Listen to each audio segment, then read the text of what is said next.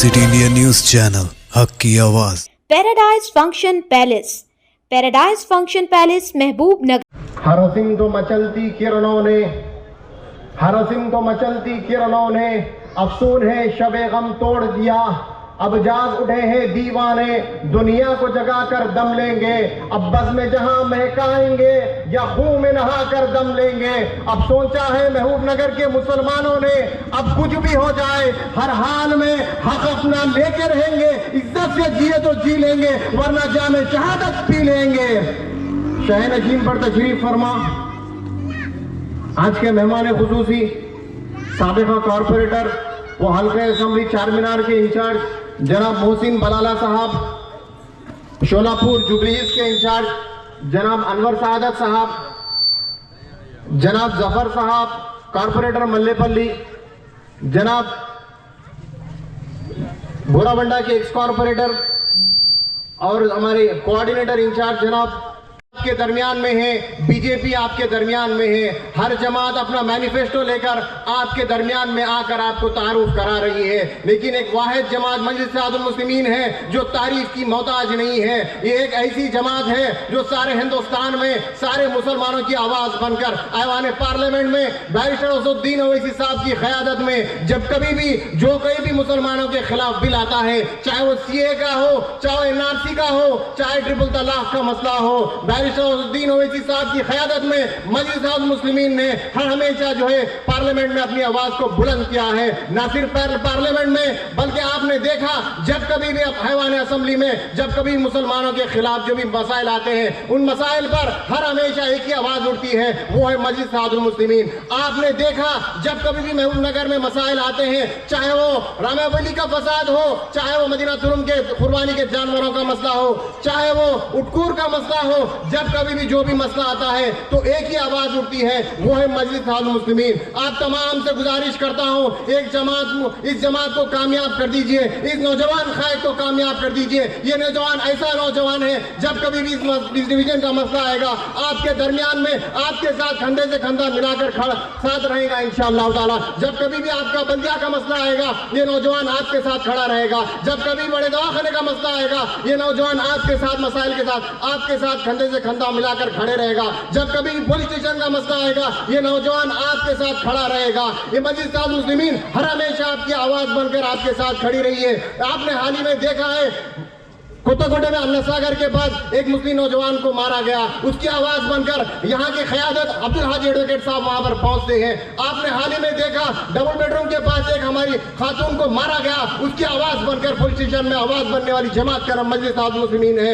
आपने हाल ही में 2 साल पहले देखा एक हमारा मुस्लिम नौजवान कटिंग की दुकान लगाता है, उसकी दुकान को तोड़ा फोड़ा जाता है चटचले में। एक ही आवाज उठती है महबूब नगर से, यहाँ से क़यादत निकलती है और चटचले को जाकर उस नौजवान की आवाज बनती है। उस क़यादत का नाम अलहाज अब्दुल हाजी एडवोकेट साहब है। आपने देखा मदीना तुरुम में जब हमारे जानवरों को जब्त किया गया, उस आवाज जब हमारे लोगों के साथ खड़े रहने वाले का नाम जाबिर बिन सईद अल जाबरी साहब है। जब रामावली जल रहा था उन जलने वालों के साथ खड़े रहने वाली जमात का नाम मजलिस इत्तेहादुल मुस्लिमीन है। जब जल रहा था उस वक्त उस फसादात में हमारे नौजवानों को बेखुसूर केसों में मुलविस किया गया, उन बेखुसूर नौजवानों को बरी कराने वाली शख्सियत का नाम जाकिर एडवोकेट है। आपने देखा जब कभी भी उटकूर में फसादात होते थे तो मरहूम अहमद पाशा खादरी साहब वहां पर हैदराबाद में रहकर वहां पर कमिश्नर ऑफ पुलिस से नुमाइंदगी करके वहां पर नौजवानों को राहत दिलाते थे। ये काम मजलिस इत्तेहादुल मुस्लिमीन कर रही है। आपने देखा हाल ही में बिहार में इंतखाबात हुए, बिहार में मजलिस इत्तेहादुल मुस्लिमीन ने 5 सीट जीत कराई। वहां पर हमको हराने के लिए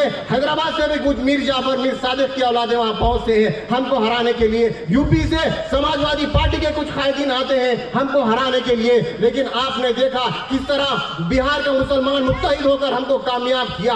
आपने हाल ही में देखा महाराष्ट्र में हमने 80 ग्राम पंचायत की सीटों पर कामयाबी हासिल की। फिर आपने देखा गुज़िश्ता 1 महीना पहले हमने 120 कॉर्पोरेटर सीट जीत कर आए हैं। अब ये लहर दौड़कर महबूब नगर आई है इंशाअल्लाह ताला। ये लहर तेलंगाना में भी दौड़ेगी। यहाँ पर भी मजलिस इत्तेहादुल मुस्लिमीन ने अपने 16 उम्मीदवार को मैदान में उतारा है।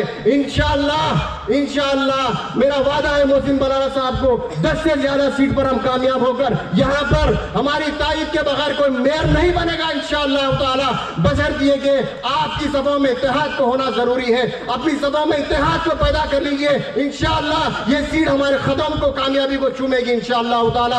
अब यहाँ पर हमारे मेहमान हमारे दरमियान में वारिस पठान साहब आ रहे हैं। आपको बताता चलो कि जब 2014 में महाराष्ट्र के असेंबली के इंतखाबात चल रहे थे, उस वक्त यहाँ से एक जमात निकलकर महाराष्ट्र जाकर मुंबई में टिकट दे दिए वारिस पठान साहब को। लोग हमारा मजाक उड़ा रहे थे, ये कह रहे थे कि ये लोग मुंबई में जाकर तमाशा कर रहे हैं, लेकिन आपने देखा किस तरीके से हमने बैकल्ला जो महाराष्ट्र बॉम्बे का पॉश इलाका माना जाता है, वहां से हमने कामयाबी हासिल की। लोग मजाक उड़ा रहे थे कि क्या करेंगे लोग, किस तरह कामयाबी हासिल करेंगे। अल्हम्दुलिल्लाह लोग मजाक उड़ा रहे थे, कह रहे थे कि मुट्ठी भर वोट लेकर कैसे कामयाब होंगे।